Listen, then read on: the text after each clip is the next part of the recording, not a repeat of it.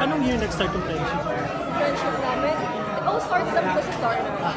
Pero yun nga pinagkakwentuhan namin na parang dati lang nagkakasama kami, magkatabi kami before, hindi namin in-expect na magiging close talaga kami dalawa. And sobrang blessed kami na yung unexpected friendship tatawag namin. How did the film pala come about? Yung sa inyo naman ni Janela?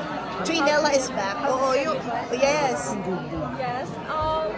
Actually, medyo tricky yung tricky yung title ng How to Be a Good Wife. Kaya maraming nagpo-question kung ano, what's the story behind that title.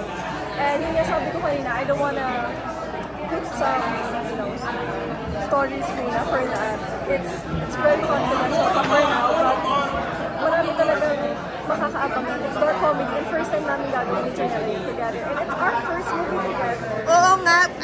Kasi after Darna, nag-aabang kami what's next. Ito pala kayong dalawa ulit dahil alam naman natin, biglaan lang yun. Because of the ball, ABS-CBN ball. Si Tita Rosel was there.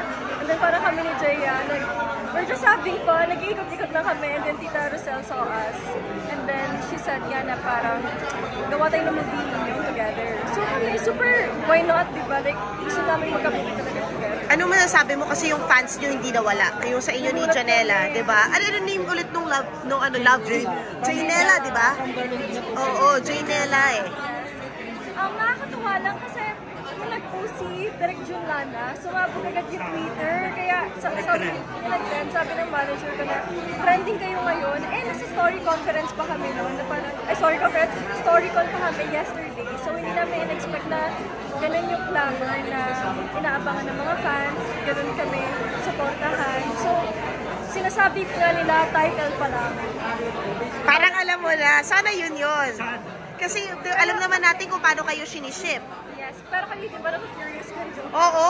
Ayun, so, basta maganda. Jane, ito na lang.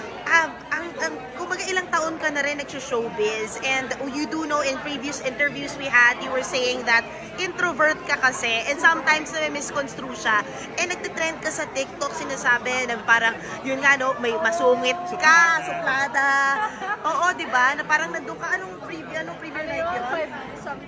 Oo, basta may premiere night, pumunta ka, tapos nun, ano yung, dire-diretso ka lang daw, di ka nag-stop for the fans. What do you wanna clarify regarding that? Kasi sinasabi mo na sa interviews na introvert ka. Yeah, first of all, introvert ako. Pero yun kasi, I saw that yung kumalat kasi, hindi yun yung full na nangyari. Of course, it's a splice. So they thought na parang nag-stop ako. Pero hindi nila alam na pumunta ako sa mga fans. Actually, I have that video. Actually, I don't know if I'm planning to release that. I-release mo. Pero ako naman, enjoy lang ako. Kasi yun nga sabi ko, don't believe social media and don't believe yung mga nangyayari sa social media because hindi nila alam, ini-edit out. Diba? Hindi nila nakikita yung mga true colors na ginagawa ng mga artista, which is nakakasad na. Not just for me, but for everyone na hindi nila nakikita yung gestures. Na-hurt ka pa ba? Na-hurt ka pa ba pagka hindi na? Hindi natatawa ako because they know what I did nung premiere night na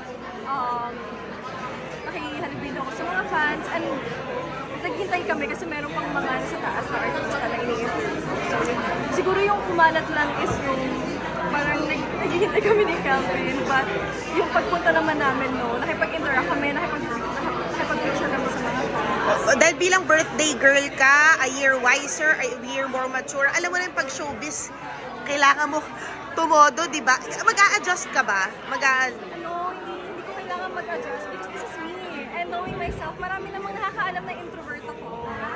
And hindi naman nire-reason out na introvert ako. I love my fans so much and they know that. That's why sobrang na-appreciate ko na how they protect me, kung paano nila ako mahalin. That's nice. Paano nila, yung alam yung storya, alam mo yun, na hindi ko na kailangan i-defend yung sarili ko. Kasi totoo naman nangyari, in-edit out lang, di ba?